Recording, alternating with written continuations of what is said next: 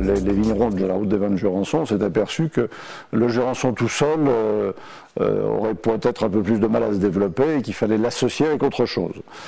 Donc le premier dossier dont je me suis occupé, c'est la réhabilitation d'une vieille grange à la commande pour le compte de la collectivité, qui a débouché sur la création de cette maison des vins et du terroir de Jurançon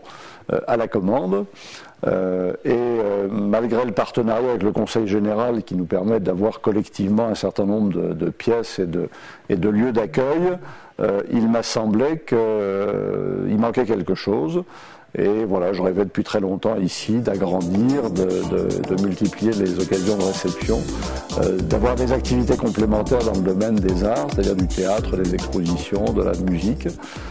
Voilà, et en observant les lieux, en discutant beaucoup avec l'architecte qui nous a aidés à réhabiliter la maison des vins de la commande, on a débouché sur ce projet un peu multiforme, puisque la salle dans laquelle nous sommes, qui a été réhabilitée donc au milieu des années 80, a été un peu améliorée, un peu agrandie pour qu'elle soit un peu plus fonctionnelle et un peu mieux adaptée aux besoins de nos différents clients et visiteurs. Et puis on a fait en même temps un théâtre des vignes en plein air, d'une capacité d'un peu plus de 500 places. Et comme on est dans une région un peu pluvieuse, il m'a semblé utile de compléter le dispositif avec une salle couverte de même taille, de façon à offrir aux artistes qui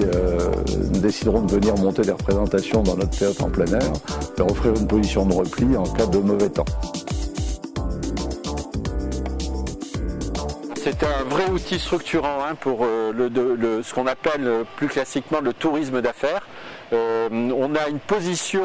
qu'on est en train de prendre d'ores et déjà au niveau national et au niveau régional auprès des organismes professionnels, des agences événementielles qui organisent pour le compte de clients des événements, multi-activités, et aussi une place à prendre auprès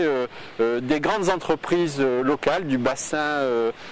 autour du Béarn, sur la côte basque aussi, et une troisième place à prendre qu'on est en train de prendre aujourd'hui auprès du public privé.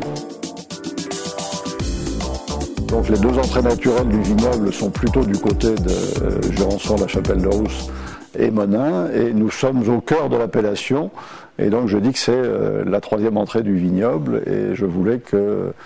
cette troisième entrée du vignoble soit balisée par un ensemble qui soit à la hauteur de ce que doit être et ce que commence à être la réputation du Jurançon.